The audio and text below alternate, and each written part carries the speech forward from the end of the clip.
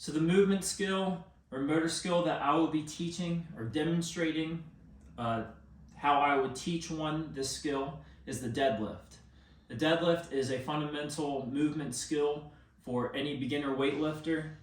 The deadlift transfers over to many other movements, from something as simple as just picking something up off the ground to performing eventually a clean or a power clean.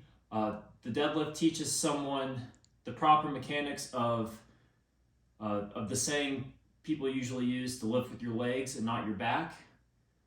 So to start with, the concept I'll be using in teaching one the deadlift will be limiting the degrees of freedom for the learner, and then I'll be using augmented feedback through knowledge of performance, knowledge of results, and ensuring that the learner is learning accurate, proprioceptive feedback through the senses and everything that they are sensing as they're performing the movement. So to begin with, freezing the learners. Actually, to begin with, we'll go over what the deadlift is and the specific cues of how to perform it. So beginning, we have a barbell here on the floor. It's not loaded with any weights on the side. So if it was weighted, had weights on the side as it should, it would be starting about shin level.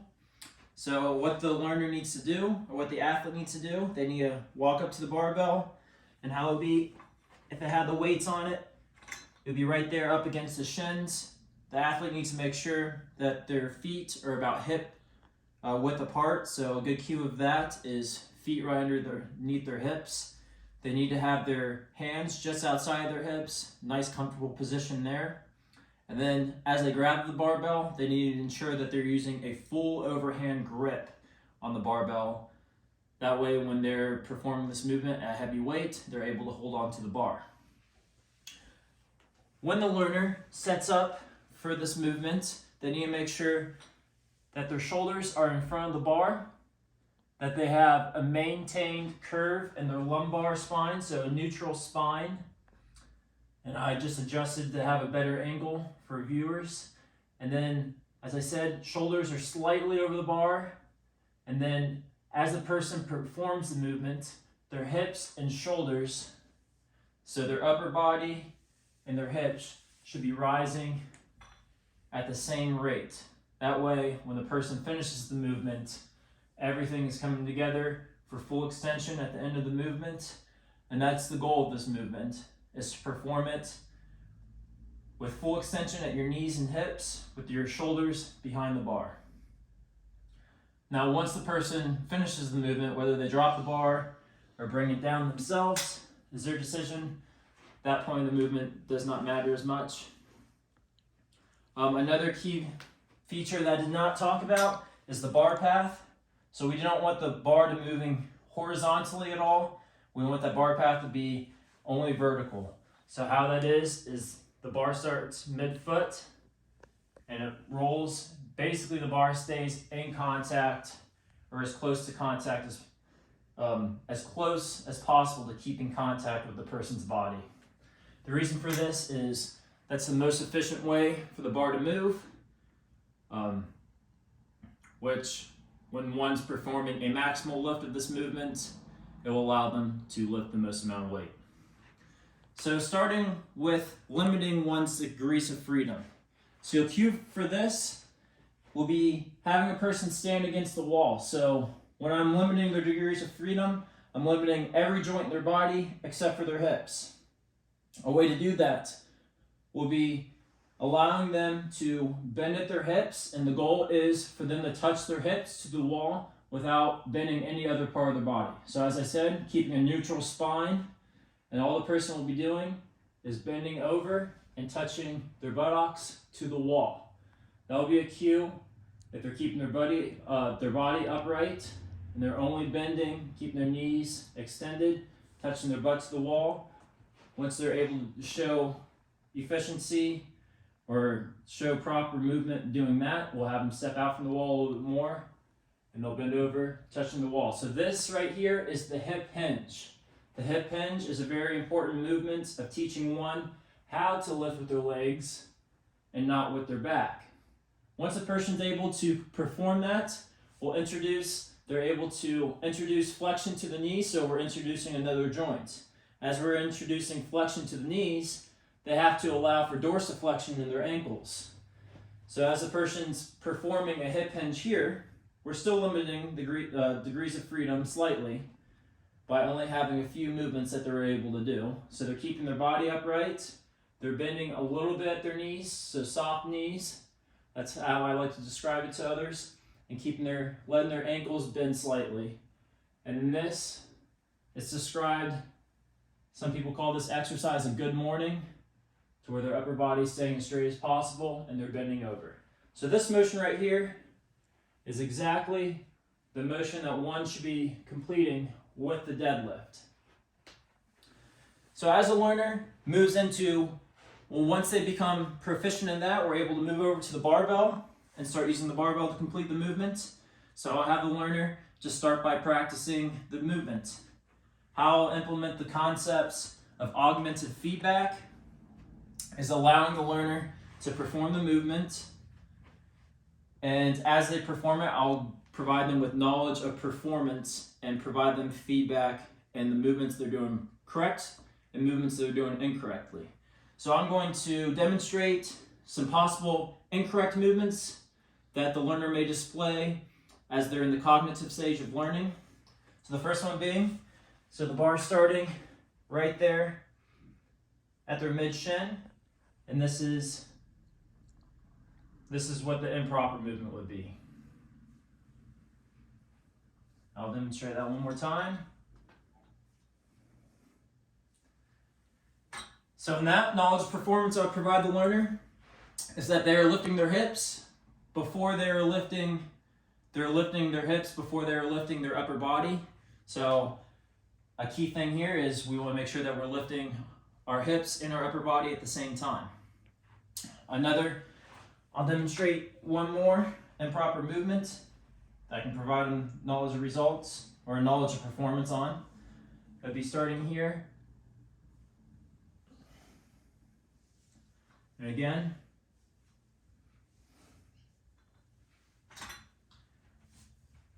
So for that movement, I would tell the learner that they're performing the movement incorrectly by flexing their spine. We want to keep a neutral spine the whole way through the movement, which means our whole spine is staying stiff from our thoracic to our lumbar spine. So as the learner starts moving more properly, say, example, I'm the learner, and they're moving up, and again, I would provide the learner feedback and their knowledge performance that they're doing it correctly. After that, I would ask the learner what they felt differently from the incorrect movement to the correct movement. I would be looking for that feedback of what they felt differently to help them focus on their proprioceptive feedback and their senses as they're performing the movement. That right there will give them intrinsic feedback that they can take on and focus to know how the movement is supposed to feel when they're completing it correctly. One of the things with knowledge of results, since this is such a simple movement, knowledge of results is very simple. As I said, the goal of the movement is to bring the bar to the full extended position, fully extended at the knees and the hips, with the shoulders behind the barbell. So if the learner is able to lift the bar to this position, they know that they did the movement, I don't want to say correctly, but they did the movement successfully to be able to lift the bar up. Now when the learner's in the cognitive stage, I'm not going to be having them lift heavy weights. I want them primarily focusing on lifting with proper technique. Once a lifter's shown that they're able to do a deadlift with proper technique, and they practice that and they show competency in that, they've moved over to the associative phase because they have more of an understanding of the movement and they know which areas to correct when I provide them feedback quickly. So as the learners in the associative phase, I will allow them to start adding weight and possibly build up to a maximum weight for this movement so they can start building more sensory feedback into what muscles are firing the most as they're performing the movement. So for example, if the learner feels like their shoulders are being used a lot as they're performing the movement, I would tell them that's not the correct proprioceptive feedback that they should be feeling the movement. They should be feeling their gluteal muscles and their hamstrings and a little bit of their lower back, those muscles firing the most as they're performing the movement. When they're doing it at a very heavy maximal weight, they should feel those muscles firing the most as they're performing the movement, which when they're feeling that and they're able to tell me that, then I'll tell them that's exactly what they should be feeling, hence they're performing the movement correctly. Now, as the learner starts performing a maximal lift in this movement, which they should be able to do relatively quickly or even within the first day of learning the movement, if the learner is unsuccessful in performing the movement at a heavy weight for them, then they will know that they are unsuccessful in the movement, and I'm able to provide them knowledge of performance.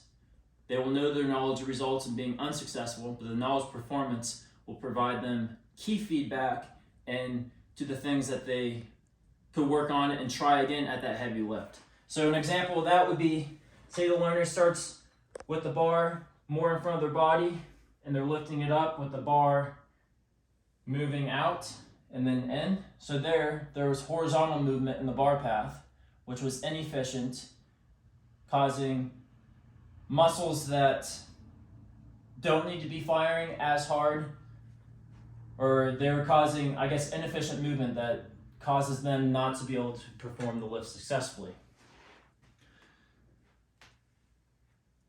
So in conclusion, using knowledge of results, knowledge of performance, using proprioceptive feedback that they are gathering that's accurate for them to store, and then using the degrees of freedom and adding more degrees of freedom as they perform the movement, the learner should be able to become proficient in this movement relatively quickly.